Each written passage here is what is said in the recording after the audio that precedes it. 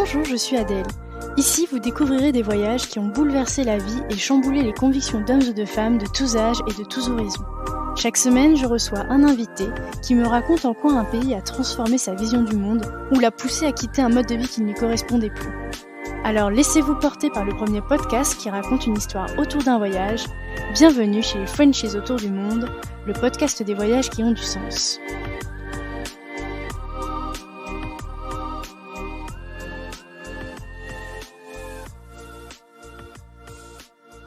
Si vous voulez suivre les coulisses du podcast et être informé des dernières nouveautés, n'hésitez pas à vous abonner au compte Instagram et au compte Facebook Frenchies autour du monde.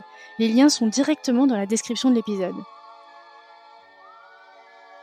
Le podcast est également diffusé toutes les semaines sur la web radio Allô la planète. Je vous souhaite une belle découverte sur allolaplanète.fr.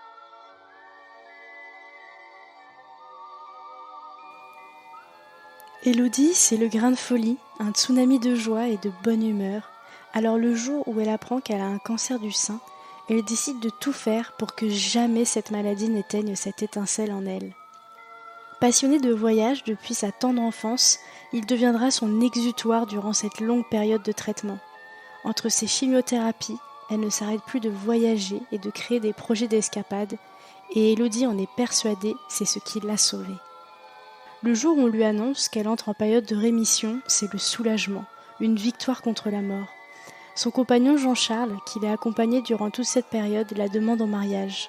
Un beau pied de nez à cette maladie qui a voulu les séparer.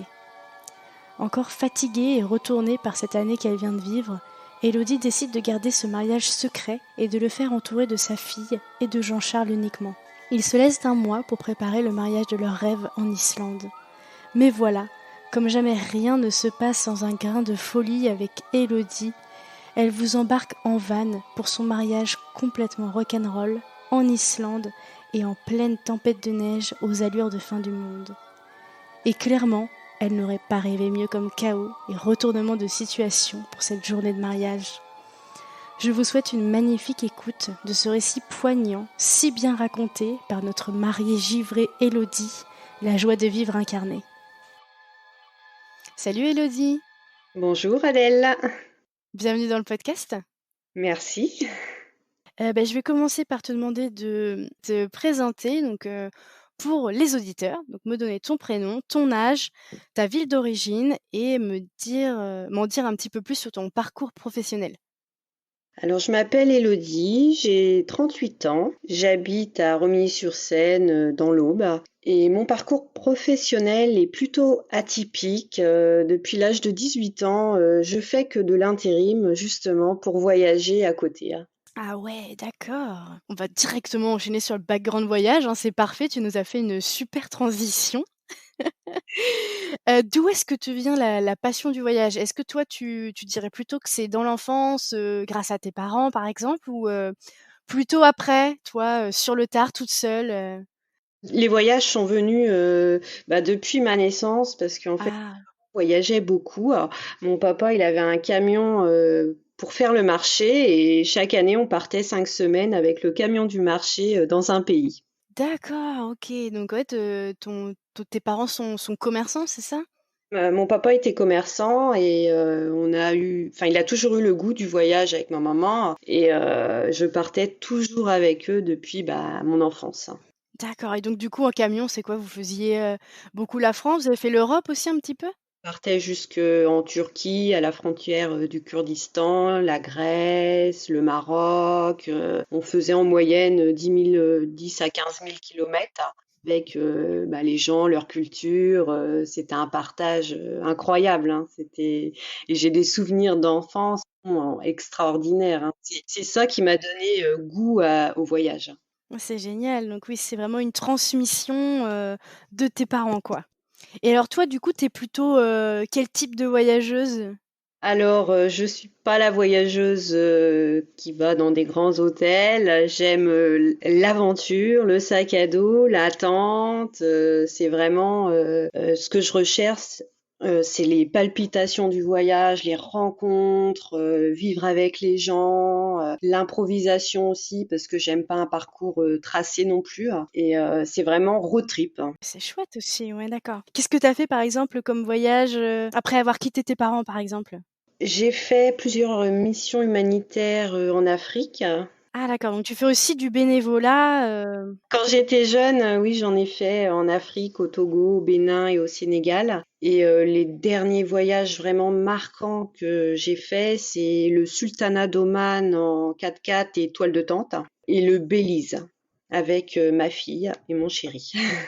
ah ouais, sympa. Donc oui, maintenant en plus tu transmets ça, Voilà, à je ta transmets. fille aussi, quoi. Fille voyage depuis sa naissance aussi, donc c'est un peu une histoire de génération. On transmet cet amour des voyages de génération en génération. Et ma fille participe aussi à nos voyages, la plupart des voyages. Ah génial et ouais donc pareil, elle aussi, elle a développé une soif de découverte, et une envie d'explorer le monde. Oui, oui, oui, bah son voyage préféré, c'était le Belize, hein, parce qu'elle a nagé avec les requins. Enfin, il y a eu pas mal d'aventures. Elle a donné tous ses habits, ses jouets aux enfants, parce que à chaque fois qu'on part en voyage, en fait, on a une valise remplie de jouets, d'habits, de matériel médical, parce que on essaye de faire un petit peu d'humanitaire. Enfin, entre guillemets, on donne beaucoup d'affaires dans les villages où on s'arrête. Ça fait partie de notre road trip à chaque fois. On a ce petit plus, hein. C'est beau et donc aujourd'hui, on va parler, de l'Islande, mais Mhm. pour parler de l'Islande, on est vraiment obligé de resituer, le contexte de ce qui t'est arrivé il y a quelques années maintenant Oui. et bien, du coup, oui, tu as eu un cancer, en tout cas, on t'a diagnostiqué un cancer il y a quelques années et je veux bien que tu nous expliques, où est-ce que tu en étais dans ta vie perso et professionnelle le jour où on t'annonce que tu as un cancer du sein? Alors, on a découvert mon cancer du sein à 37 ans et je venais justement d'arrêter une mission intérim. Et on partait en voyage, en fait, la veille de ma découverte. Le lendemain, on partait en voyage au Belize.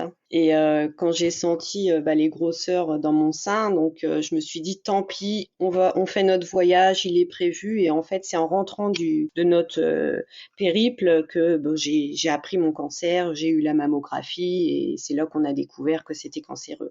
Parce que toi, tout de suite, tu dis: «J'ai un cancer». Alors non, pour moi, je pensais que c'était des kystes bénins. Et en fait, pendant le voyage, j'ai eu mal au sein et je commençais vraiment à m'inquiéter. J'étais pas sereine, donc le voyage était très très bien, mais j'étais très inquiète. Et j'ai été consultée. On est revenu de notre voyage. J'ai consulté directement parce que j'étais pas, je le sentais pas. Ah ouais, d'accord, tu avais un petit sentiment, quelque chose qui te Un mauvais pressentiment, donc j'ai dit à mon chéri: «On va voir tout de suite le médecin de garde» et bah, le lendemain, j'ai fait ma mammographie et bah, tout s'est enchaîné, à la suite de l'examen. et donc il y a plusieurs types, de cancers. Je pense que tu expliqueras mieux que moi, mais du coup, toi, on t'a diagnostiqué, quel type de cancer? Il y a plusieurs types de cancers. Il y a des cancers, hormonaux et des triples négatifs. Donc moi, j'ai le cancer hormonal et ça veut dire que les cellules réagissent, à nos hormones. Et après, il y a plusieurs grades, il y a non, plusieurs stades. Le stade 1, 2, 3. Donc moi, j'étais au stade 3, donc qui commençait à se développer. Et après, on peut avoir aussi les ganglions de toucher sous les selles. Et malheureusement, j'ai eu 6 ganglions, donc ce qui veut dire plus de chances de récidive. Et les traitements, plus il y a de ganglions touchés et plus le cancer est virulent en fait. Et les traitements à côté sont forcément plus toxiques parce que c'est plus de chimio. J'ai eu 16 chimiothérapies, hein.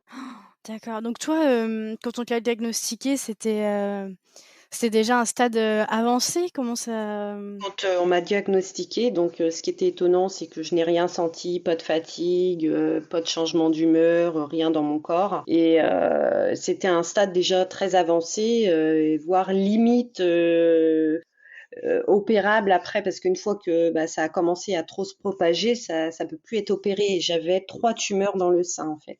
et toi, quoi qu'il arrive avec, ce cancer que tu avais, tu savais que tu allais devoir faire une opération? Quand le médecin m'a expliqué qu'il fallait enlever les 3 tumeurs, donc j'ai déjà eu une première opération parce qu'il a essayé de sauver mon sein. Donc il a enlevé la moitié Et après, le morceau a été envoyé en analyse, mais les berges n'étaient pas saines, donc du coup, j'ai dû avoir une mastectomie, une opération, l'ablation du sein.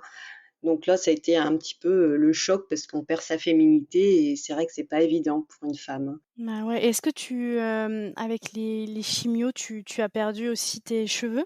Alors avec les chimios, j'ai perdu mes cheveux au bout de 15 jours. Ah oui, c'est rapide, hein? Ouais, OK. C'est très rapide et c'est vrai qu'il faut apprendre à vivre avec son corps, sans mon sein, sans mes cheveux, donc c'est compliqué à gérer, mais j'y suis arrivée parce que rien n'est insurmontable, et justement avec, mes projets de voyage, ça me permettait de penser à autre chose et d'aller de l'avant. Alors oui, donc toi, le voyage, ça a vraiment été ton exutoire pendant, tes traitements. Mmh. Tes traitements ont duré combien de temps? Mes traitements ont duré 8 mois à peu près et mon objectif, c'était de partir, en road trip pendant mes traitements. J'avais que ça en tête, je me suis dit: «Je partirai». J'ai toujours, tellement, cette soif de voyage que je suis obligée de me fixer cet objectif et je partirai pendant mes traitements. C'était, indéniable. Je veux bien que tu nous expliques un peu.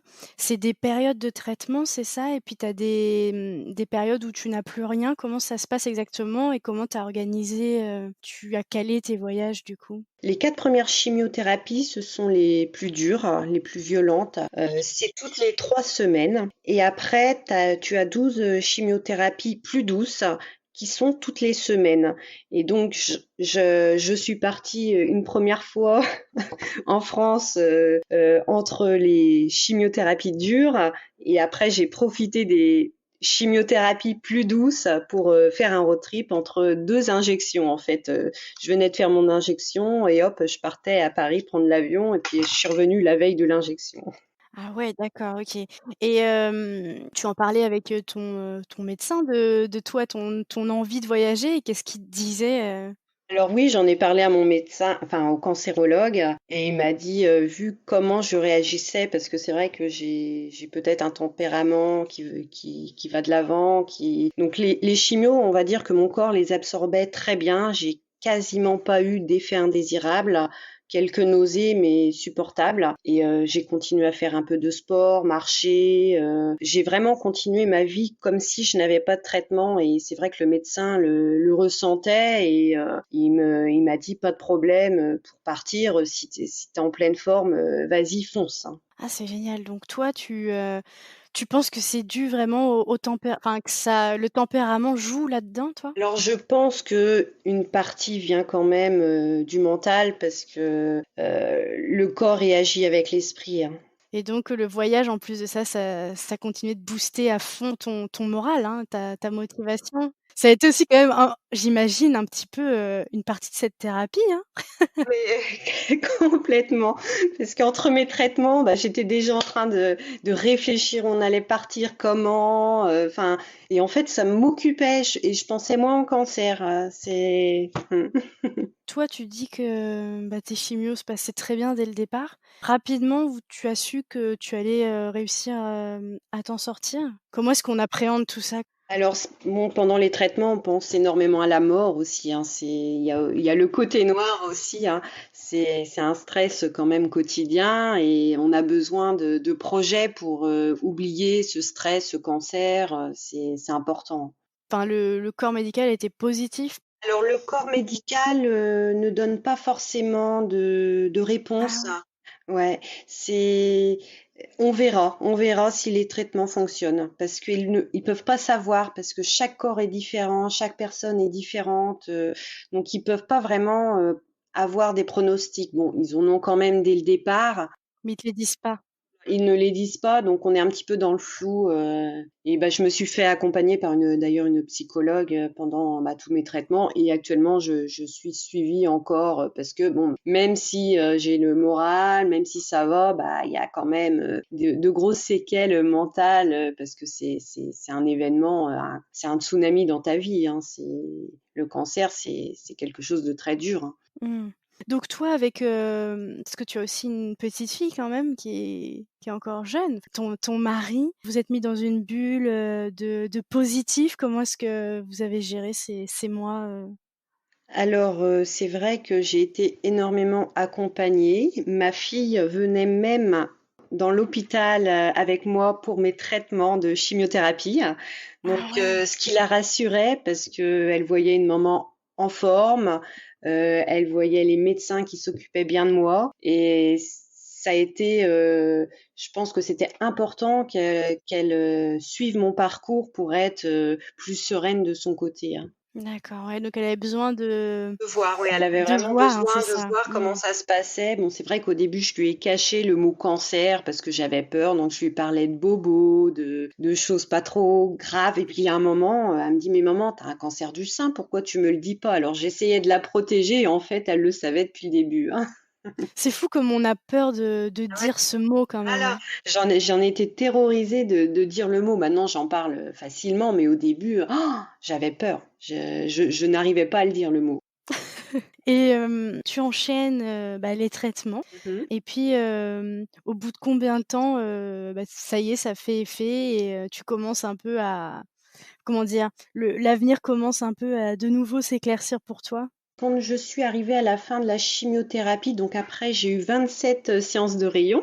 Donc c'est pas fini, une fois qu'on a fini la chimio, on passe au rayon. Et je pense que c'est pendant cette période-là que j'ai commencé à me dire, ouf, les rayons vont bientôt être finis. Donc j'allais tous les jours à Reims, je faisais 300 km par jour avec ma voiture parce que mon tempérament me dit que, enfin, j'ai pas voulu prendre d'ambulance parce que je me sentais malade et j'ai tout fait avec ma voiture et même en sortant de chimio, je prenais ma voiture avec et mes rayons idem. Enfin, c'était un petit peu le parcours atypique et les médecins ils rigolaient parce que je repartais avec ma voiture alors que tout le monde repart avec son ambulance. Et c'est quand je suis arrivée vers la fin des rayons que j'ai commencé à me dire ouf, c'est bon, le cancer va me lâcher. J'ai eu tous ces médicaments qui sont censés m'éviter la récidive et me protéger, donc je vais pouvoir aller encore plus de l'avant. Comment ça se passe? C'est, à la fin du traitement, ils font un grand bilan pour dire où est-ce que ça en est? Alors à la fin du traitement, on passe à un PET scan, donc c'est un contrôle du corps entier pour voir s'il n'y a aucune métastase, si tout est bien parti et si tout est bon.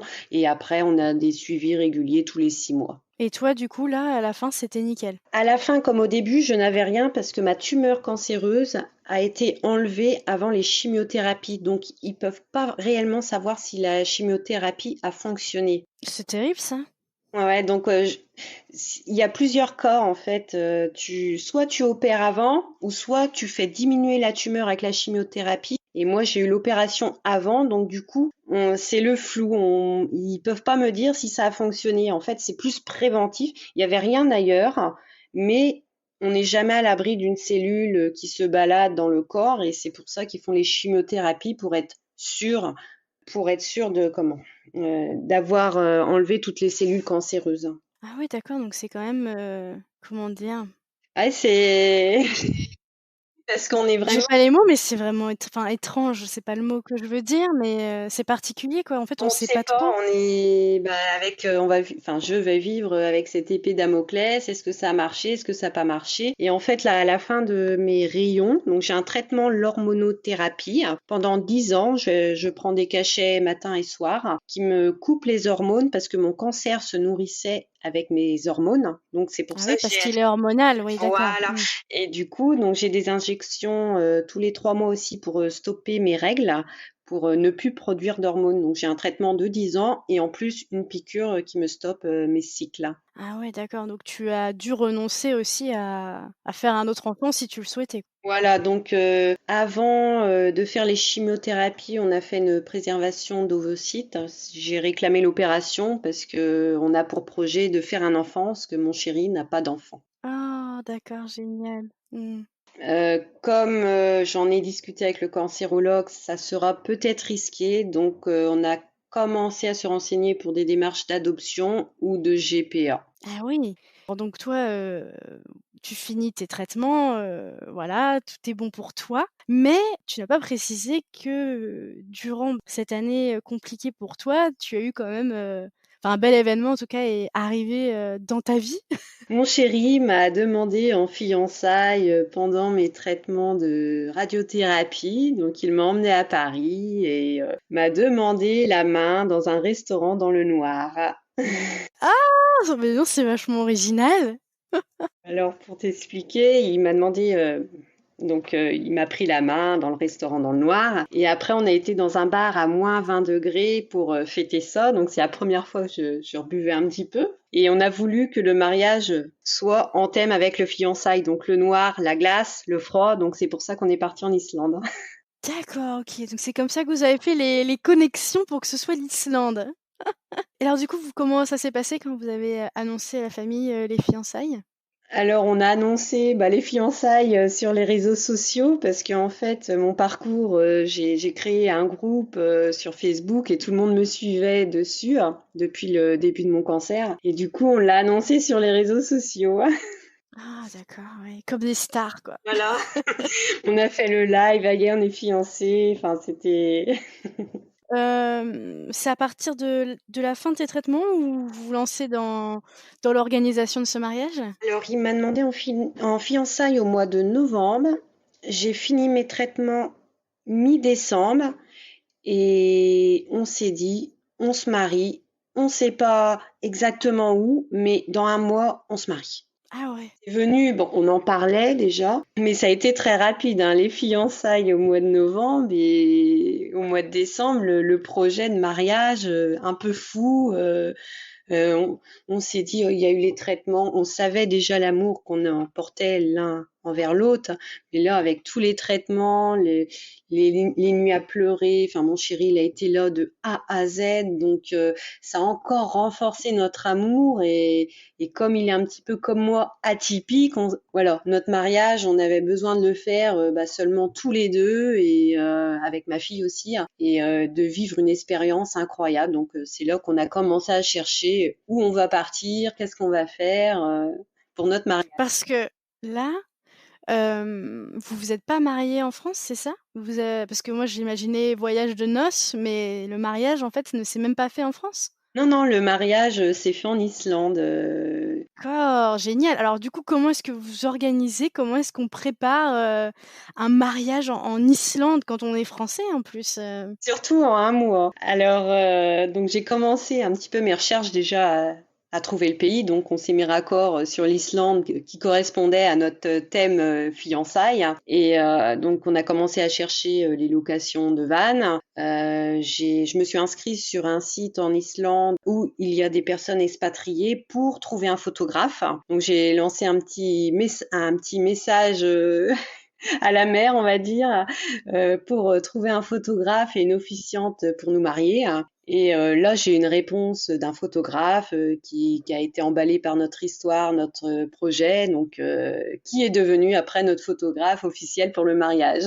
C'est génial, mais alors du coup, il y a quelque chose à faire, au niveau de l'administratif quand on veut se marier comme ça dans un autre pays que le sien? Au niveau de l'administratif, donc j'ai envoyé tous les papiers, il y a pas mal de choses à faire. Il faut compter environ un mois et demi pour avoir les papiers. Donc j'ai demandé une accélération du dossier en jouant un petit peu sur la carte de la maladie. L'ambassadeur de France en Islande a accéléré le dossier, mais malheureusement, on a eu l'accord le lendemain de notre départ. En fait, pour t'expliquer, on s'est mariés, mais du coup, ça n'a pas pu être validé en Islande. Et on a dû se remarier en France une deuxième fois.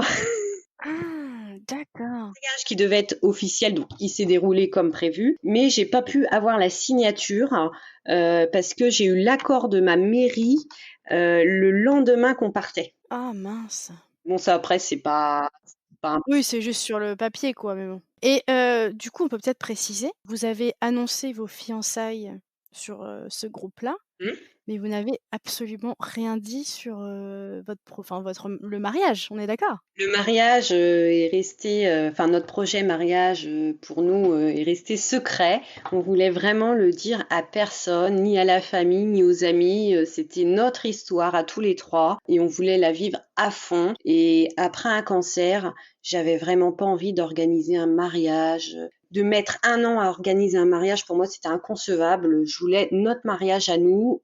C'était notre nouvelle vie qui s'écrivait après le cancer. Je pense, déjà pas mal d'organisation quand même, mine de rien, Oui, ça a été une organisation énorme, donc vraiment, et puis en plus, cet esprit un peu cachette, secret, enfin, quand je reçois la robe de mariée, je dois la cacher, ma mère, elle arrive, enfin, il y a tout un truc, enfin, faut tout cacher, rien laisser traîner à la maison, enfin, ça a été, et en même temps, ça nous a mis un petit peu de palpitant, enfin, c'était marrant. vous vous êtes mariés bien quoi, je veux dire, tu avais ta robe, ton mari était habillé, ta fille aussi, mais du coup tu as pas, c'est pas en Islande genre que tu avais par exemple ta robe qui t'attendait, explique-nous un peu comment tu as organisé? Alors, au niveau de mes recherches, comme on continue toujours dans l'atypique, la robe de mariée, je l'ai achetée sur Vinted. Ah! Et elle venait de Roumanie. Et pour la robe de ma fille, elle venait de Turquie. Donc vraiment le voyage, les pays à fond. Et mon chéri, on lui a trouvé dans un magasin en France parce que c'était un peu plus compliqué pour lui, hein. Mais vraiment les tenues, je tenais à quelque chose qui est en référence avec les voyages. Et alors comment est-ce que tu as choisi le lieu du mariage? Alors, le lieu du mariage, c'est le photographe qui nous a proposé. Donc, on avait le choix entre le glacier et la cascade et on a choisi la cascade. Et donc c'est là-bas que vous aviez, rendez-vous avec l'officiant aussi pour vous marier? Voilà. Avec le photographe et l'officiant. Enfin, on a eu rendez-vous à Reykjavik avec le photographe parce qu'il habitait là. Et en fait, le photographe nous a organisé notre journée par rapport à ce que moi je voulais. Mais rien ne s'est passé comme on avait organisé, hein. Bah oui, alors maintenant tu vas nous raconter, comment ça se passe. Alors vous partez, en Islande, déjà qu'est-ce que vous dites à votre famille, sur le fait que vous allez être indisponible pendant plusieurs jours? Donc, on est parti 10 jours en Islande. J'ai prévenu tout le monde comme quoi on partait. Ils savaient que vous alliez en Islande? Oui, tout notre entourage savait qu'on partait en Islande, mais ils n'avaient aucun soupçon parce que bon, on a l'habitude de voyager et rien ne les étonne, hein.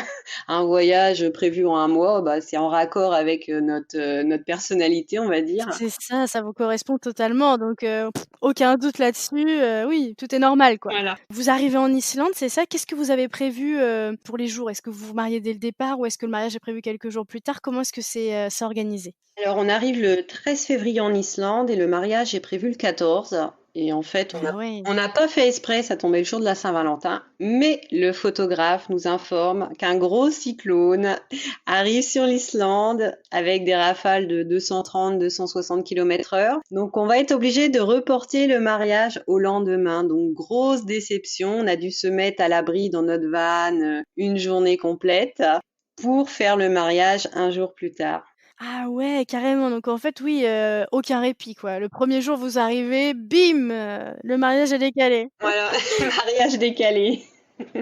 C'est-à-dire que vous passez donc cette journée dans le van et le lendemain, du coup, est-ce que tu peux nous raconter un peu cette journée, magique?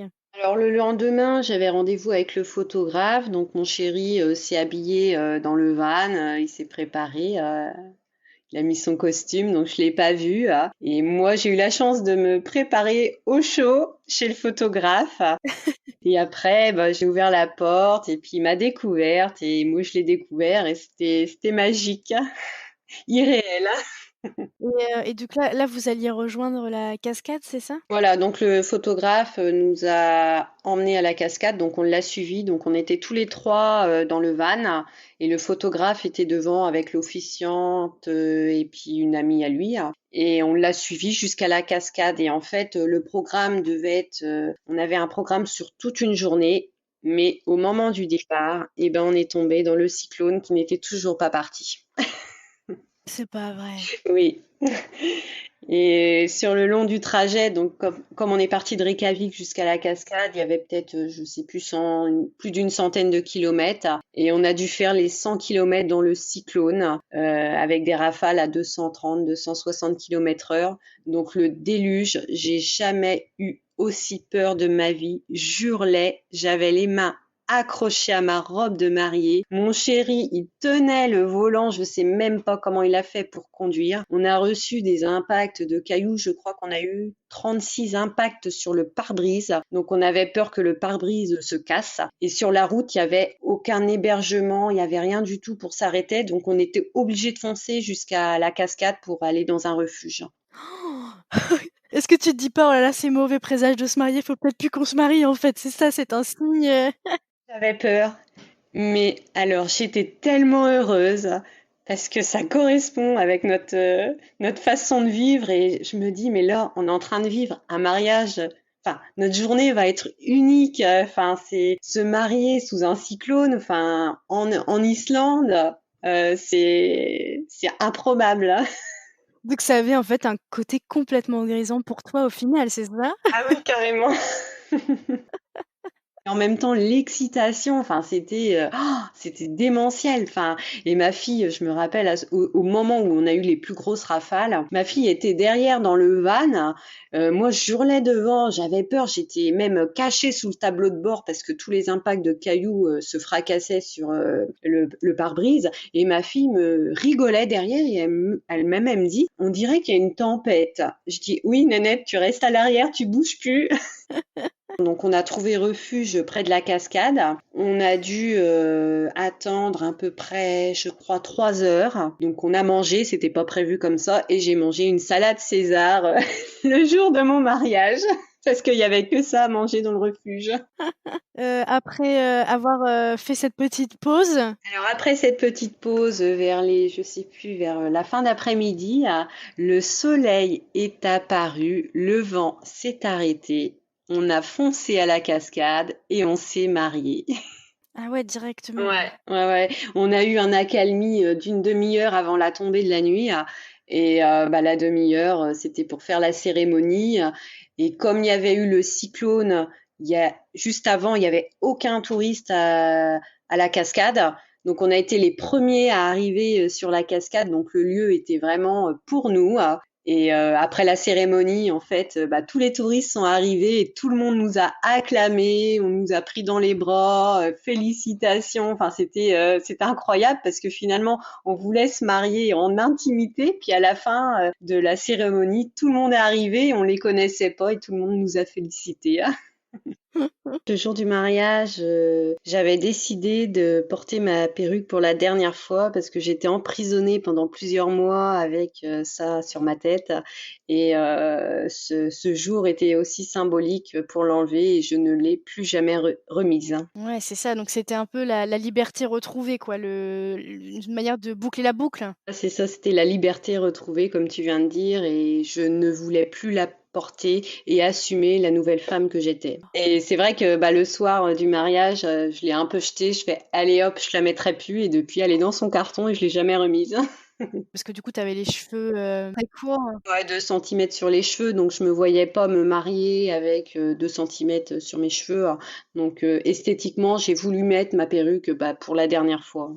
Oui, parce que pour toi, c'était important d'avoir ta perruque, c'est ça? Avoir ma perruque, c'était un petit peu de me fondre dans la masse et passer inaperçue parce qu'au début, j'ai eu un petit peu honte d'avoir mon cancer. Je peux pas l'expliquer, mais j'étais très mal à l'aise d'être sans cheveux, d'être une cancéreuse et j'avais besoin de me protéger. Donc c'est vrai qu'avec la perruque, je passais inaperçue et ça me protégeait quelque part. Et au début, j'ai eu énormément de mal à en parler et après bah, par la suite bah, j'en ai parlé ouvertement et pour moi c'était essentiel de communiquer sur le cancer parce que si ça arrivait à mon âge à 37 ans ça peut arriver demain, ça peut être une personne. Je rencontre énormément de personnes qui ont 18 ans, 20 ans, 30 ans. Donc, le cancer du sein, c'est également des jeunes filles qui sont touchées et c'est important de sensibiliser parce que moi-même, je n'étais pas sensibilisée au cancer du sein, donc je ne m'auto-palpais pas. Et depuis que j'en parle, bah, je suis ravie parce que toutes mes copines se palpent tous les mois et c'est un peu la récompense de ma communication, de toute mon expérience que j'ai partagée. C'est voilà, je sensibilise. Et toi, tu as fait une reconstruction après, ton opération? J'ai pas pu faire la reconstruction car je devais entamer les chimiothérapies dans l'urgence et la reconstruction se fera l'année prochaine, donc dans quelques mois. Donc j'ai hâte Ah, trouver super. ma féminité. Donc ça va être aussi une étape très importante dans ma vie. Et c'est vrai que là, de retrouver son corps, ça va être riche en émotions parce que c'est vrai que c'est pas évident de vivre avec un sein en moins, hein. C'est tous les matins, la première chose que je fais en me levant, c'est de mettre ma prothèse pour cacher ce corps meurtri, hein. Ah oui, c'est vrai que ça doit pas être facile. Déjà que je trouve, en tant que femme, c'est compliqué de s'accepter, d'accepter son corps. Alors c'est vrai que ce genre d'épreuve, ça doit vraiment pas faciliter, Mais étonnamment, j'ai pas pleuré j'ai jamais versé une seule larme pour ma mastectomie parce que pour moi, c'est une libération. Mon cancer n'était plus là. Donc je me suis dit, c'est soit la vie, soit mon sein. Je choisis la vie. Enfin, c'est la première opération quand il m'a proposé d'enlever qu'une partie. J'étais contente parce que je conservais mon sein, mais finalement il y avait d'autres cellules cancéreuses dedans, donc il a tout enlevé. Et j'ai été rassurée de plus avoir de sein parce que je me suis dit, bah, le cancer, il est plus là, il est parti. Je vais pouvoir commencer ma vie, enfin recommencer ma vie, continuer à vivre. On m'a enlevé toutes les cellules cancéreuses, donc oui, on m'a enlevé le sein, mais j'ai gagné ma vie, quoi. c'est ça. En gros, pour qu'on se fasse une idée, il est à peu près quelle heure quand vous vous êtes, mariés? Je pense qu'il devait être vers la tombée de la nuit, oh, vers les 17 heures. Et après vous aviez prévu quelque chose pour le soir? Alors, le soir, oui, le champagne dans le van, Ah oui, quand même. nuit de noces dans le van avec ma fille, confetti, lancer de lanternes qu'on n'a pas pu faire parce qu'après le vent s'est remis à fracasser le van. Et bon, c'était champagne, foie gras, un petit repas de mariage dans le van. Génial! Et puis après, s'ensuivent, les plusieurs jours de voyage, Ça a été une aventure totale pendant 10 jours parce qu'après on est tombé dans deux tempêtes de neige énormes. Enfin, c'était vraiment un voyage incroyable. et est-ce que tu veux nous dire des moments forts, des souvenirs, qui t'ont marqué de ce voyage? En fait, l'objectif aussi, c'était que pendant notre mariage, on voie des aurores boréales. Et on en a vu pendant 3 soirs de suite, ce qui est assez rare d'en voir d'affilée comme ça. Et la nuit, en fait, on chassait les aurores boréales. Donc, on avait une application et avec notre van, on suivait les indications de l'application pour être au plus juste et pour être sûr de voir les aurores boréales. Et la première fois de ma vie que je voyais une aurore boréale, bah, ça a été incroyable, un rêve d'enfance. Enfin, c'était la petite cerise sur le gâteau après le mariage. J'ai eu ma récompense, c'était de voir les aurores boréales. Oh, c'est trop chouette. Après, il y a eu d'autres petites. Alors, ce que j'ai bien aimé aussi, c'est pendant un moment, on est parti un petit peu dans des endroits pas trop touristiques et on est tombé sur un trou où il y avait de l'eau à 40 degrés. Donc, on s'est baignés tous les deux. Ma fille n'a pas voulu, mais il faisait -4 dehors et 40 degrés ou 39 dans le trou. Donc, c'était notre petite baignade en amoureux aussi, c'était bien. Ah ouais, c'est chouette. Et toi, enfin, je veux dire, vous étiez jamais allés en Islande? C'était notre première fois qu'on se lançait dans un pays froid et je pense que c'est le fait qu'il m'a demandé en fiançailles et qu'on a été dans le bar à -20 degrés qui m'a donné l'envie d'aller dans ce pays. C'est un peu bête, mais voilà. Et est-ce que tu veux ajouter d'autres choses sur ce voyage? L'Islande, bah, c'est vrai que les paysages sont extraordinaires, hein. C'est du matin au soir, enfin, on est époustouflé par, les paysages sont incroyables, c'est majestueux. On passe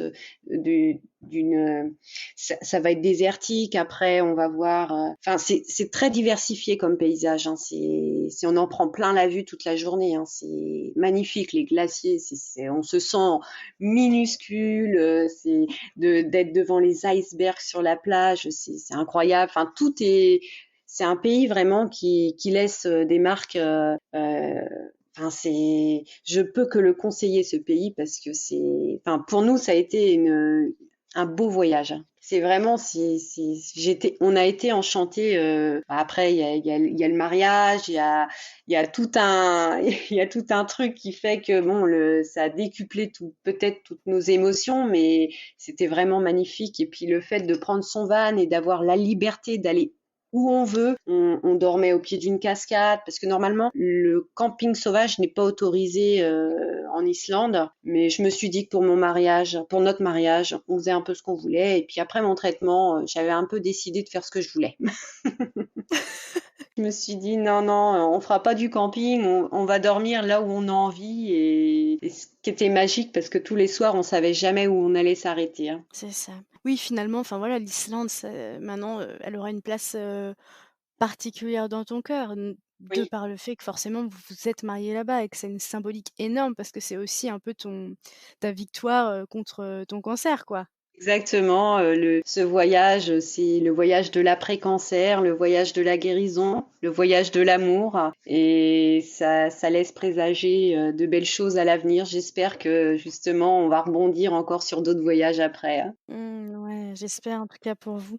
C'était votre première fois, votre premier voyage comme ça, en van? Alors, l'Islande, c'était notre premier voyage en van et on a vraiment apprécié cette aventure, le fait d'avoir cette liberté, d'aller là où on veut, de dormir là où on veut. Et une fois rentré en France, on s'est dit qu'on allait aménager notre voiture en minivan, donc avec le confort minimal, hein, une douche solaire, un lit dépliable. Et après, par la suite, on est parti quelques mois.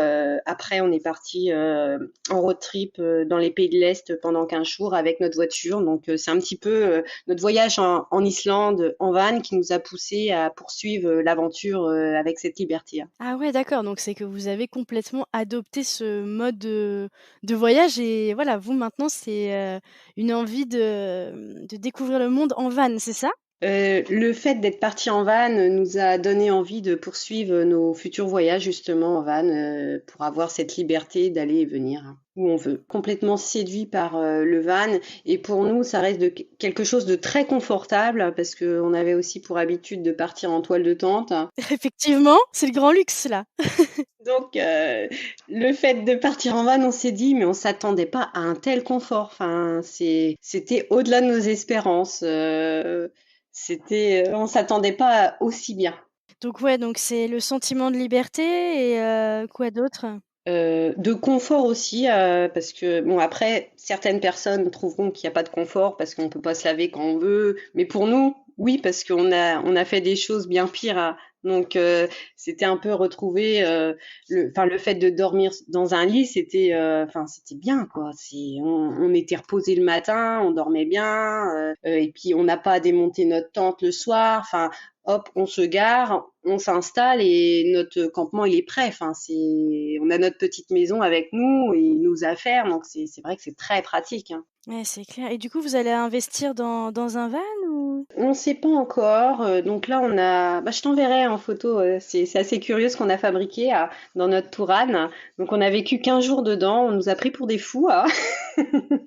Parce que c'est vrai que ça a été une aventure. On a fait 7 pays cet été au mois d'août, hein. C'était une aventure aussi incroyable. Bah, on adore parce que, enfin, on mettait notre douche solaire entre les deux oliviers. On s'arrêtait vraiment dans des spots incroyables. Et je me disais, mais à côté, il y a des personnes qui vont payer un hôtel à 150 € la nuit pour avoir la même vue que nous, alors que nous, on est dans notre voiture et voilà, on est au bord de mer avec des prises de vue incroyables. Et puis, ce qu'on aime dans nos voyages, c'est ne pas trop dépenser, hein, parce que moins on dépense, plus on fera de voyages.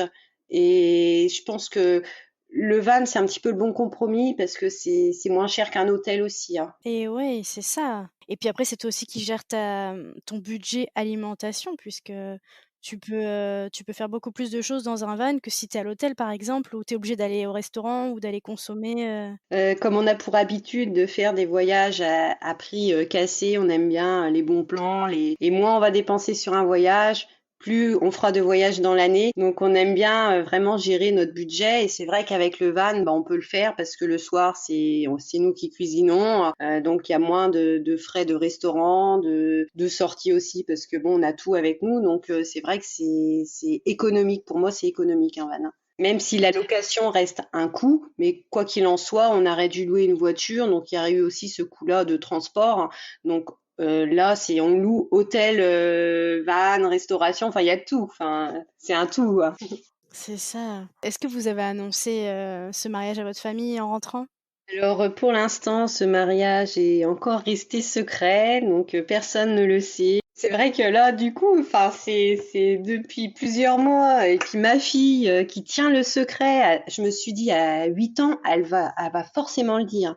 Bon, elle a fait une boulette, elle l'a dit à sa maîtresse, donc ça va. J'ai été vite voir la maîtresse pour lui dire qu'il fallait surtout rien dire, mais elle ne dit rien et elle joue le jeu en plus devant mes parents. Alors, maman, c'est quand vous mariez, Jean-Charles, il t'a demandé en fiançailles, mais bon, il traîne et tout, ça serait bien. Alors, on en fait un jeu, c'est énorme. Ah ouais, carrément, dis donc! Quand tu m'as contactée, j'étais toute ravie. J'étais ah c'est bien et tout parce que c'est vrai que j'ai toujours habitude. Enfin tous mes voyages, je les partage bah, justement sur le groupe Facebook que j'avais créé pour mon cancer. Hein. Donc et j'ai toujours partagé depuis ma jeunesse tout ce que je vis, je le partage et c'est vrai que bah, j'ai apporté un peu ma soif d'aventure à d'autres personnes ou j'aide d'autres personnes aussi à préparer leur voyage. Enfin c'est mes voyages, c'est un partage complètement. Ouais, donc tu voyages aussi à travers les voyages des autres en les aidant, quoi? Voilà, c'est ça, ouais, ouais. J'aide beaucoup à préparer, bah, autour de moi. C'est vrai que maintenant, j'ai des copines qui me demandent, parce que c'est vrai qu'à la force, on a la facilité d'organiser, on sait ce qu'il faut faire, ce qu'il faut prendre. Enfin, c'est plus simple pour nous, parce que bon, avec tous les voyages qu'on fait, on commence à être calé. Et bah, je voyage aussi par le biais d'amis qui voyagent. Enfin, c'est un partage collectif, hein. Mmh, ouais. Pour ta famille, ça a été compliqué de pas pouvoir leur raconter, ce voyage entièrement, en tout cas dans sa totalité?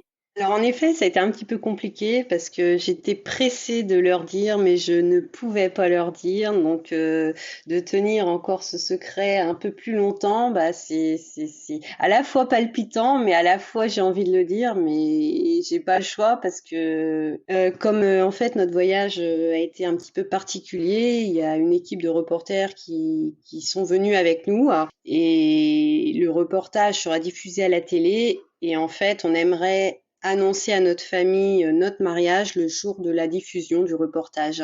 Et c'est pour ça qu'on tient le secret au maximum jusqu'à la diffusion. Hein. Mais ils vont halluciner quand ils vont voir que vous vous mariez quand même. Alors je pense que bon, on a tout prévu. Hein. Normalement, on est censé faire une très très grosse soirée, donc avec la télé en premier plan. Hein. Et lors de la diffusion, donc la famille, les amis découvriront qu'on est mariés. Et on a même prévu le canon à neige pour mettre dehors avec toile de fond pour reproduire l'Islande. Et à la fin du reportage, on est censé remettre nos tenues de mariage pour faire des photos avec la famille et les amis. C'est enfin vraiment je On a prévu ça. Bon, vous êtes vraiment, dans, comment dire? Dans la fantaisie, la créativité, tout est magique, tout est fou avec vous, et quoi. c'est ça tous les jours. C'est vraiment génial, un peu de folie comme ça tous les jours dans sa vie. Et à la base, l'émission devait être diffusée le 5 avril, mais avec le Covid, ils n'ont pas pu faire le montage. Et après, ça devait être au mois de septembre. Bah, du coup, ça a été reculé. Donc là, bah, je vais envoyer un message tout à l'heure, parce que hier, j'ai oublié de le faire, pour savoir si elle n'a pas approximativement une date de diffusion. Hein. Bah, ouais, parce que là, j'avoue que ça commence à faire, hein, ça va presque faire un an que vous Oui, cachez ça oui. à votre famille quand même. Alors à la fois c'est bien, mais à la fois on a envie de le dire. Et ce qui est pour préciser, on a enlevé nos bagues de mariage qui sont dans notre dressing. Hein. Oh là là. Et parfois, quand on se fait des petits week-ends en amoureux, on remet notre petite bague. Ah ouais, dis donc, ouais, ça va loin quand même dans On joue le jeu, mais vraiment au maximum. Et je pense que quand bah, nos parents, notre famille vont découvrir notre mariage, ils sont loin d'imaginer qu'on a pu organiser un mariage en un mois. C'est juste impossible. Enfin, si c'est possible, mais c'est énormément de préparation. J'ai passé des journées entières, des nuits entières à réfléchir, à préparer la cérémonie. Enfin, ça a été un investissement incroyable et qui tombait pile poil après la fin de mes traitements. Donc c'était la meilleure chose à faire pour oublier ce cancer, enfin, commencer cette nouvelle vie derrière, quoi. direct un nouveau projet et oui, c'est ça, hein, mmh. Ah ouais. Rester dans cette dynamique Et puis qui est propre aussi à toi, j'imagine, de toute façon, toujours avoir un projet, dans les tuyaux, non? Et mon chéri ne voyageait pas du tout avant, hein. C'est pas vrai? Ah, tu lui as aussi donné la bougeotte? Ça fait 4 ans qu'on est ensemble et il a fait pas mal de pays et je lui ai dit par contre, enfin quand on s'est rencontrés, je dis moi ma passion c'est les voyages et je pourrais pas, enfin si tu n'aimes pas ça va être compliqué et c'est même lui qui me demande de partir en voyage tellement il aime. Ah ouais, donc lui vraiment il était, sédentaire quoi, Ah oui, oui, non, avant de te il rencontrer? venait de Dunkerque, bon, il est venu ici pour le travail, à part Dunkerque, il avait jamais été nulle part. Enfin, Ah ouais, d'accord! Ah c'est génial, donc en fait tu lui ouvres plein de c'est d'autres horizons quoi. un aventurier, mais il est pire que moi. Enfin, il me fait faire des trucs. Enfin, quand on est parti à Oman, on a traversé le désert, on était les seuls. Même les Omanais le faisaient pas. On a fait ça avec les coordonnées GPS. Enfin, ça a été. Enfin, il est pire que moi. Alors du coup, bah voilà, je suis heureuse, hein. C'est C'est génial et est-ce que tu veux ajouter autre chose sur, Après, oui, c'est sûr que la maladie, c'est un choc, mais on doit rebondir. On n'a pas le choix que d'avancer. Enfin, je pense que là, avec ce que j'ai eu, j'aimais déjà voyager, mais alors là, ça va être décuplé. Enfin, j'ai vraiment envie de profiter de chaque instant. Chaque jour, c'est une chance. Enfin, pour moi, c'est tous les matins, je me lève et je me dis, j'ai de la chance, je suis en vie, donc faut que ma journée soit occupée, soit remplie de projets. Enfin, je dois avancer, hein. c'est vrai que, bah, on entend souvent des témoignages comme ça, hein, de personnes, qui ont, réussi leur combat contre le cancer et qui voyaient plus du tout la vie pareil. Plus rien les Ah ouais, non, mais on voit plus la vie, enfin, on voit la vie différemment, hein. Ouais. déjà que tu as l'air très positive de manière, générale, pleine d'énergie, ça a dû, mais alors décupler cette, partie de toi, quoi. Oui, en effet, hein, j'ai toujours eu un caractère assez positif, mais là encore plus, hein, quand on traverse des périodes aussi difficiles que ça, bah derrière on ne peut que aller de l'avant, positiver. Enfin, on n'a pas le choix. Enfin, pour moi, je me dis que chaque jour qui passe, c'est une journée de gagner. J'ai de la chance d'être en vie, donc faut que j'en profite au maximum, hein. Et bah, écoute, j'ai envie de te proposer de conclure cet épisode. Bah, déjà par, te remercier, hein, d'avoir pris le temps d'échanger avec moi sur, bah, ta belle histoire et bah, voilà, j'aimerais bien, que toi aussi, tu donnes, ce petit mot de la fin aux personnes qui nous écoutent, à des personnes, bah, voilà, qui auraient envie de faire quelque chose d'un peu fou comme ça, pourquoi pas, justement se marier, à l'autre bout du monde juste, tous les 2, tu vois? Un moment vraiment unique. Peut-être que tu pourrais, bah, aider ces personnes à oser, à franchir le cap? Je pense qu'il faut oser dans la vie et réaliser ses rêves, c'est tellement important et c'était notre rêve, donc on l'a réalisé et j'encourage toutes les personnes qui ont peut-être un petit peu peur de le faire, bah d'aller jusqu'au bout de ses rêves, hein. OK. Bah, écoute, je te remercie beaucoup, Élodie. Bah merci d'avoir pris le temps de m'écouter aussi. Bah, avec grand plaisir. C'était une très belle histoire et je suis ravie de la compter parmi tous mes beaux récits, de voyage. Merci Adèle. À bientôt, Élodie. À bientôt.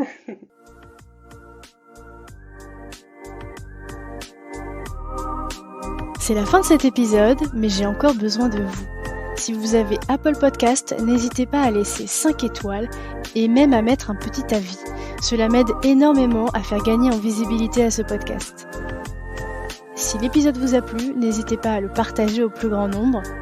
Il ne me reste plus qu'à vous dire à lundi pour un prochain épisode des Frenchies autour du monde.